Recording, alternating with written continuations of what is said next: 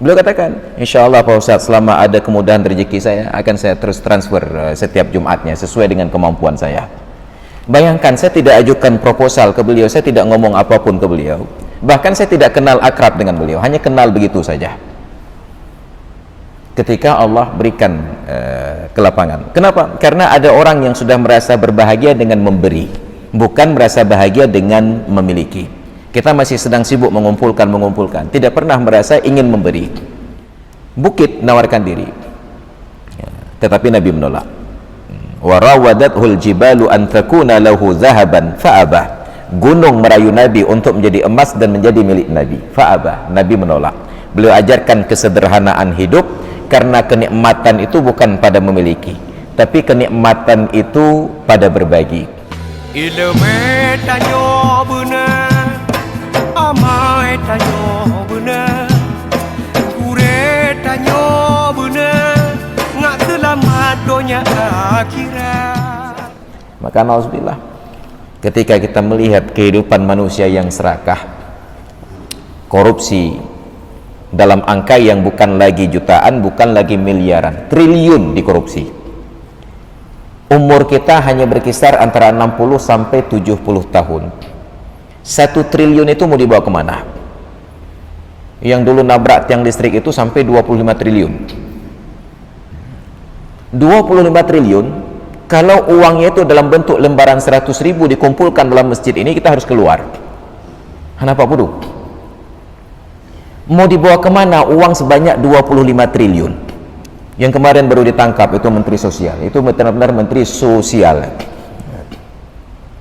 Sudah tahu orang sedang sulit, rakyat miskin sedang sulit karena COVID, masih sempat ambil hak 10.000 setiap paket. Maka kurang ajar haknya. Padahal dia bukan orang miskin, gaji menterinya berapa, tunjangannya berapa, tapi keserakahannya ingin terus menimbun. Allah perturutkan. Jangan dikira bahwa itu kebaikan. Maka kita merasa heran saja, padahal perut manusia ini kenyang hanya dengan sepiring nasi dan seteguk air. Tapi ternyata Nabi sudah katakan, kalaulah anak keturunan Adam ini, lau kana li bani Adam wadiyani min zahabin, kalaulah anak keturunan Adam ini mempunyai 2 lembah yang terisi penuh dengan emas. Lembah itu senapit. Kalau nggak tahu, coba datang sekali-kali ke Selawah, lokasi senapit itu antara gunung sebelah sini dengan gunung sebelah sana. Itu ruang yang kosong bukan diisi dengan jembatan dan air, diisi dengan emas. Bayangkan berapa ton itu. Tapi bukan satu, wadiyani, 2 lembah semuanya berisi emas.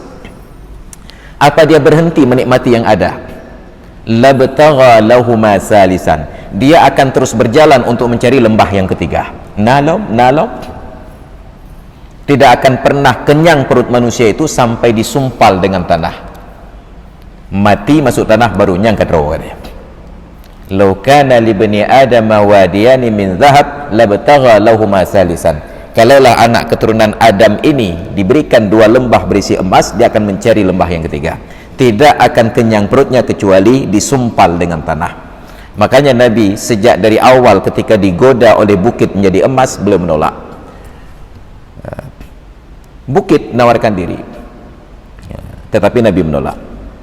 Wa rawadathul jibalu an takuna lahu zahaban fa'abah.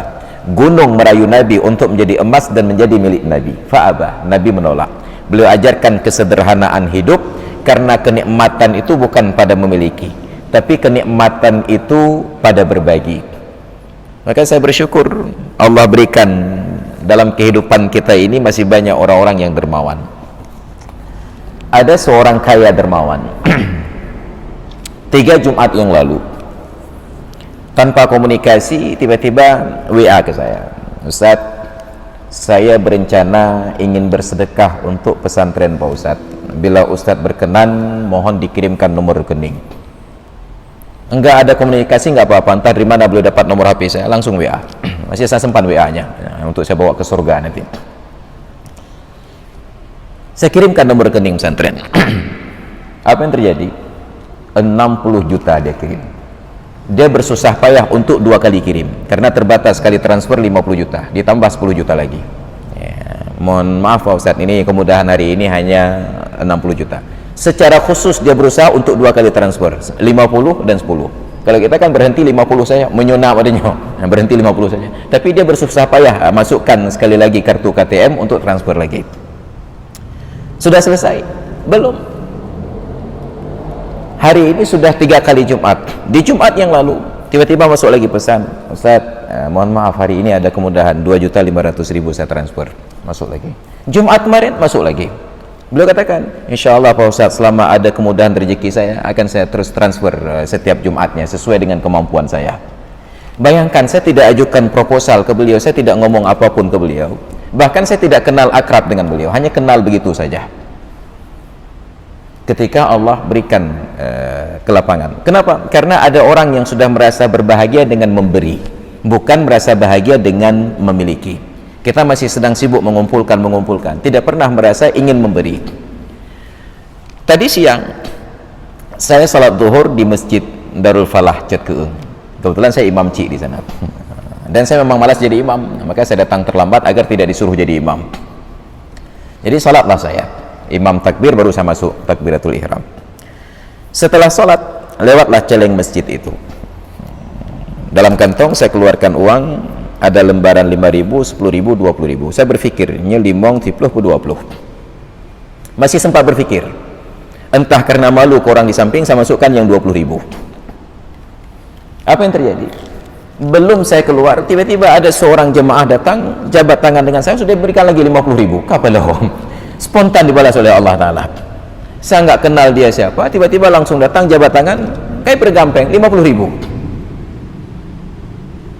Kita harus merasakan kenikmatan dengan memberi, karena janji Allah dan janji Rasulullah, ma naqasat sadaqatun min malin, tidak pernah ada sedekah yang dapat mengurangi harta. Makin kita bersedekah, makin banyak harta. Boleh jadi kenikmatan itu dalam bentuk penyakit yang dijauhkan, boleh jadi kenikmatan itu dalam bentuk kecelakaan yang dihindarkan, boleh jadi kenikmatan itu dalam berarti jumlah yang terus ditambahkan. Tapi kita tidak sempat menikmati dengan memberi karena sibuk berpikir untuk mengumpulkan. Saking pelitnya, jangankan untuk orang lain, untuk makan sendiri pun dicicil. Nggak pernah di rumah itu makan daging kecuali saat pulang kenduri maulid, baru puau dicicil. Bahkan untuk minum kopi sendiri pun dia akan cari-cari warung yang dia tidak kenal agar tidak perlu bayar punya orang lain. Kalau ada orang lain pun belinya dalam plastik, dimasukkan dalam ketiak, nggak ada orang lain baru dihisap, nyandung krip. Dan ada orang-orang yang kasusnya demikian. Ini nauzubillah.